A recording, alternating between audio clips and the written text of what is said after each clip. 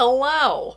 Welcome to Wednesday of ContemporaryAthon, day 3. That's where we are already. It's Wednesday night, as par for the course.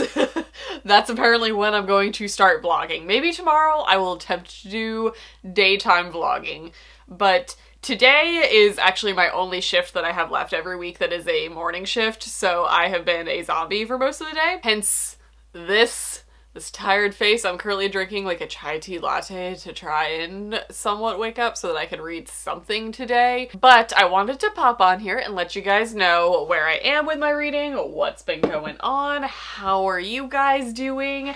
So progress from where I've been.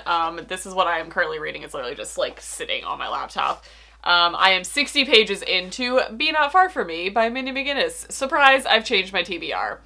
I briefly mentioned that I might pick this up last night, and I did, just because it seems like this will go really fast because the words are very large, the margins are very large, this is a very short book, and it's a survival story, which tend to read really quickly for me, so I picked this up like half an hour ago, and I'm 60 pages in, and I'm digging it. I love Mindy McGinnis.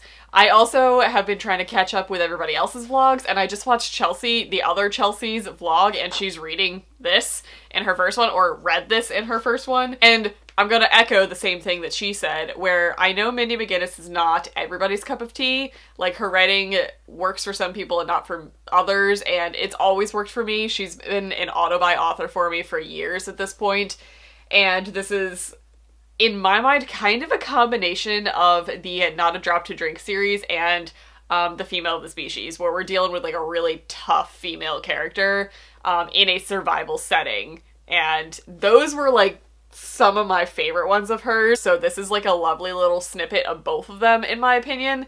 And it's gory, and it's woodsy and outdoorsy. It's all of the things that I like in books. So I have a feeling I'm just gonna fly through the rest of this. That's my update for that. Update on Get a Life Chloe Brown. I am now this far into the book, so I have 2 more sections. We have 2 more days of reading. I'm still loving this. Talia Hibbert's voice is just really unique in the romance world. She just writes really real characters, which I just really like reading about. It's very refreshing to read characters who are flawed in realistic ways. Like, they're not flawed as in like, oh, she's so quirky, or oh my god, she's clumsy or something. Like, these people have like legit life issues that they're dealing with, and it just is a thing as a part of the story. And I just love it. So we have that. We have very real, refreshing characters and real life situations mixed with some really steamy scenes that, in my mind, come out of nowhere. Like, I know they're coming because it's an adult romance story, so you're gonna get some smexy time. I feel like every time something somewhat sexy happens in this book, I'm always like, ooh, oh, that was unexpected. Like, I don't know. They're just like surprising with how good they are and how detailed they are. I'm a fan. So that's where I am with this. I will probably just give you guys like wrap-up thoughts, but I have a feeling, honestly, my wrap-up thoughts are probably going to be what I've been saying the entire time, is that I like how real and refreshing and realistic her characters are. The end. Last update that I have for right now is I started listening to Serious Moonlight this morning at work. I was hoping to listen to more, but it was one of those days at work where like everybody and their mom just decided to come and tell me their life story. It was one of those days for me. So the goal was to try and actually listen almost all the way through this, depending on how long my shift was going to last, because I probably could have made it through the entire audiobook in that shift. Instead, I made it this far, which is still okay. Like, I'm still a good chunk into it. I'm like 13 chapters in right now, and I'm loving it. It's not at all the vibe that this cover gives you. The actual cover, I will try and insert the picture that is the thumbnail of the audiobook, because it's vastly different and it's way closer to how I picture the characters, like how the characters are supposed to look. And I feel like it's somewhat more relevant because this, in my opinion, this looks like a cozy little like mountainside cafe meeting. Like, she's wearing a beanie, she's got, well, I guess the scene does happen. I don't know. This is kind of fitting. It is kind of how they're pictured. Like, they're eating pie and there's a book on the table, which is relevant to the story. But this just gives me, like, different vibes than what the actual story is. Separating that, though, in my mind, I am digging it. I like that the characters are very different characters. Like, they're not your cookie cutter YA contemporary characters. Like I like that our main character, what is her name? I already forget. Birdie. Like that name. I like that Birdie is not your cookie cutter YA rom-com main character. Like, I like that she's really obsessed with, like, mysteries and, like, Sherlockian type things. Like, she's real into solving sleuth stuff. Like, she wants to be a PI. It's an ongoing theme that keeps being brought back up in the book, which is not something that I think I normally would have liked, because it's, like, so out of my wheelhouse of, like, things I know or are interested in. So again, it's kind of the magic of books. It's opening my eyes up to something that I didn't think was cool before and is pretty cool in this context. So I'm liking that. I like the hotel atmosphere, and I like the, like, Seattle. The Pacific Northwest is, like, an ideal living situation for me. I don't think I'll ever actually make it to the other side of the country, but I would love to go just, like, live there for a year or two, because it seems so fitting for me. But I like reading stories set there. So this is giving me, like, the warm fuzzies from that atmosphere. So that's where I am. I am in the midst of these 3 books. I don't have a bookmark for this one yet, so I'm just gonna hold it so I don't lose my place. That's the progress update for right now. Also, for everybody who has been asking about Willow, well, this explains the relationship. She is still here, she is still my baby, but this little bugger just doesn't understand that she just wants to live her old lady life and not be bothered with the youngin' shenanigans. So she is still here. She doesn't follow me around as much as Cricket does, because let's be real, nothing follows me around as much as this little creature does right there. But for everybody who's asking, she's still here. She's still doing great. She is just not as in the videos because she doesn't get in my face as much as the kitten does. And honestly, it's kind of lovely. But here she is. Just wanted to give you guys an update because I've gotten questions. She's here and lovely and still my favorite. You're not allowed to have favorites, Chelsea.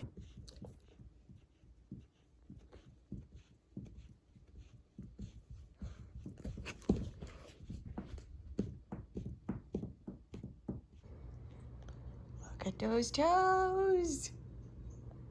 They're your toes. Okay, that's fine.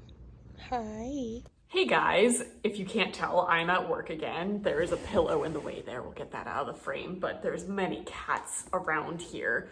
And this is my little lap buddy. This is Bumpy. She is almost 22 years old, and she is a forever kitten, and she's still just doing great. So she's my little lap companion right now.